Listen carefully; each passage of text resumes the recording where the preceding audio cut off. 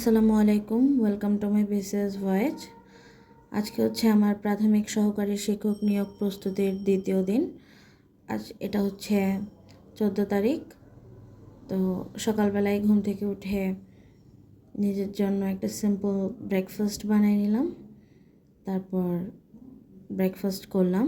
এরপরে আমি একটা বই কিনছিলাম এর আগে, ওরাকল। ওইটা কেনার পর মনে হলো না আমার আরও একটু ভালো বই কেনা দরকার। ওরাকল বইটাতে মডেল কোশ্চেন ছিল আর সব কিছু অনেক সংক্ষিপ্ত করে দেওয়া ছিল। ওটাও খারাপ ছিল না, কিন্তু আমার মনে হলো যে এমন একটা বই কেনা দরকার যেটাতে প্রিভিয়াস ইয়ার কোশ্চেনও আছে। তো আমার কাছে অনেক আগে আমি একবার প্রাইমারি পরীক্ষা দিয়েছিলাম, তখন আমার কাছে প্রফেসরের একটা গাইড ছিল, যে কারণে আমি প্রাইমারিটা আর কিনি নেই। আমি প্রধান শিক্ষক নিয়োগের গাজী মিজানুর রহমানের যে বইটা আছে ওইটা কিনছি, কারণ কিছুদিন পরে প্রাইমারির পরীক্ষা শেষ হয়ে গেলে প্রধান শিক্ষকেরও পরীক্ষা আসবে, তো কাজে লাগবে। যেহেতু প্রফেসর আছে এই কারণে আমি প্রধান শিক্ষকের বই কিনছি। তো প্রথমেই লিখে নিলাম যে আজকে আমি কি পড়ব। আমার মোটামুটি সমস্যা থাকে আন্তর্জাতিক বিষয়াবলিতে, বাংলাদেশ বিষয়াবলিতে, ইংলিশ গ্রামারে। তো কতদিন আর এই সাবজেক্টগুলোকে ইগনোর করব, যে কারণে আমি আমার টপিকগুলো লিখে নিলাম, টার্গেট সেট করলাম যে আজকে কী পড়ব। তো প্রধান শিক্ষকের যে বইটা ওইটা থেকে ভৌগোলিক পরিচিতি, মহাদেশ, দেশ, রাজধানী, মুদ্রা, তারপরে কোন দেশকে কি বলা হয়, সাগর, মহাসাগর, নদ নদী, সীমারেখা প্রণালী, জলবায়ু, পরিবেশের টপিকটাও পড়ব ঠিক করছিলাম, যদিও সেটা শুধুমাত্র প্রধান শিক্ষক বই থেকেই পড়া হয়েছে। আমার যে পিটুয়েল লেকচার শিট ওখান থেকে বিস্তারিত পড়া হয়নি। আর রাখছিলাম সাথে বিসিএসের প্রিভিয়াস ইয়ারের কোশ্চেন। 40তম বিসিএস থেকেই ছিল আমার কাছে, এই কারণে 40। আর ভাবছিলাম 40 শেষ করতে পারলে 39 পড়ব। আর প্রাইমারির প্রিভিয়াস ইয়ার কোশ্চেন 2018টা আমার কাছে সেটাই আছে, আমার পুরাতন বই যেহেতু। তো এই তো প্রথমে তো ভৌগোলিক পরিচিতি গাজী মিজানুর রহমানের বইটা দিয়ে পড়লাম। তারপরে মনে হলো মহাদেশ তো আমি আগেও বেসিক ভিউ থেকে, এরপরে আমার পিটুয়ের যে লেকচার শিটটা আছে ওইটা থেকে, ইভেন আমি শর্ট নোটও বানিয়েছি 2বার। তো প্রত্যেকটা মহাদেশের যে ইম্পর্টেন্ট দেশগুলো আছে, যেমন এশিয়া মহাদেশের ভারত, পাকিস্তান, তো চীন, এগুলো, তারপরে ইম্পর্টেন্ট দেশ বলতে গেলে নর্মালি যে দেশগুলো থেকে বেশি প্রশ্ন আসে ওগুলো নোট করা ছিল আমার কাছে। নোটটা যদিও পড়িনি, প্রধান শিক্ষকের বইটা থেকে পড়ার পরে পিটুয়েট থেকে একদম ভালো করে আমি রিডিং পড়ছি, মোটামুটি ভালোই প্রিপারেশন হয়েছে। তো এই তো সকালবেলা কিছুক্ষণ সকালে পড়ার পরে আমি স্কুলেও গেছিলাম, আমার স্কুল খোলা এখনও পর্যন্ত। এরপর দুপুরে বাচ্চাদের টিউশনিও করাইলাম, কয়েকটা বাচ্চা এখনও পড়াচ্ছি যাদের সামনে এসএসসি পরীক্ষা আছে বা যারা 9-এ পড়ে। কিছু ছোট বাচ্চারাও রয়ে গেছে, ওদের পড়াচ্ছিলাম।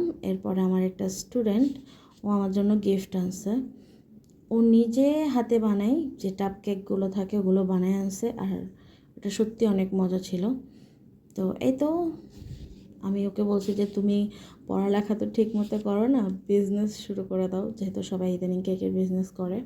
তো এই তো অনেক মজা ছিল ওর কেকটা। ওরা চলে যাওয়ার পরে আমি রাতে আবার পড়তে বসলাম। রাতে আমি সরাসরি পড়তে বসি না, এটা একটা ভুল করছি। ওরা খুব তাড়াতাড়ি চলে গেছিলো, যেহেতু এখন আর আমি 2 ব্যাচ 3 ব্যাচ এভাবে পড়াই না। ওরা চলে যাওয়ার পরে আমি যদি সাথে সাথে পড়তে বসতাম তাহলে হয়তো 14 তারিখে আমি যে টার্গেটটা সেট করছি ওটা শেষ হয়ে যেত।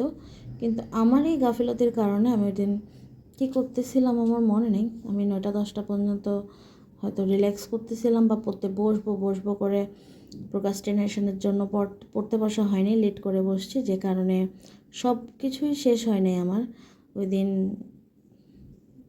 সব টপিকগুলো যেহেতু শেষ হয়নি, তো ভাবলাম ঠিক আছে 15 তারিখও আমি পড়ি।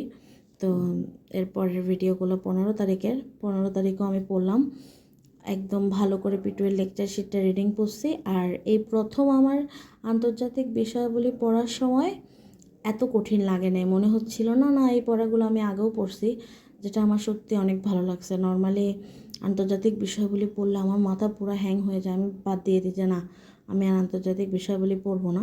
তার মানে অনেক বছর বলবো না, মানে অনেকবার করে যে পড়াগুলো আমি একটু হইলেও পড়ি, তো হালকা উন্নতি হয়তো আসতেছে, আমার কাছে ওই রকম ফিল হইলো।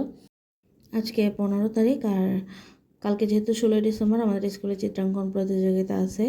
আমাদের স্কুলে না, সব স্কুলেই বলতে গেলে চিত্রাঙ্কন প্রতিযোগিতা, আলোচনা সভা ইত্যাদি হবে। তো ওদেরকে একটু ড্রয়িং প্র্যাকটিস করাইলাম। তো সবাইকে দুপুরবেলায় করেছি টিউশনের টাইমে, কিন্তু আমার এই খালাতো ভাইটা আসেনি বিকালে, তো দুপুরে। তো আমি ওকে কল দিয়ে বিকালে নিয়ে আসছি যে তুমি আমার সামনে বসে বসে আঁকো। বেশি কিছুই না, ওর জাস্ট একটা উড়ন্ত পতাকা আঁকা লাগতো, কিন্তু খুবই ফাঁকিবাজ টাইপের একটা ছেলে। ও সব কিছু পারে, ওর রেজাল্টও অনেক ভালো, কিন্তু ওকে খুব জোর করে পড়ানো লাগে। তো এই তো, একে পরে আর রং করে নাই, লুকায় চলে গেছে। একটু গাফিলতির কারণে 14 তারিখের পড়াগুলো আমার 15 তারিখে পড়ে শেষ করতে হয়েছে। এই 2 দিনে আমি প্রায় 9-10 ঘন্টার মতো পড়ালেখা করছি। তার মানে একদিনে হিসাব করলে 4-5 ঘন্টা করে, যেহেতু আমি ঠিক করছিলাম যে আমি প্রতিদিন 6 ঘন্টা পড়বো, সামনে আশা করি 6 ঘন্টা পড়বো, কারণ কালকে 16 ডিসেম্বরের পরে আমার স্কুল 10 দিনের জন্য বন্ধ হয়ে যাবে। এই সময়টা একদম ভালো করে কাজে লাগানোর চেষ্টা করব। প্রিভিয়াসের টপিকটা পিটুয়ের বই থেকে আরও ভালো করে পড়তে হবে, আর প্রিভিয়াস কোশ্চেনগুলো পড়া হয় নাই, ইনশাল্লাহ কালকে পড়তে পারবো। তো এই পর্যন্তই, পরে আবার দেখা হবে ইনশাল্লাহ।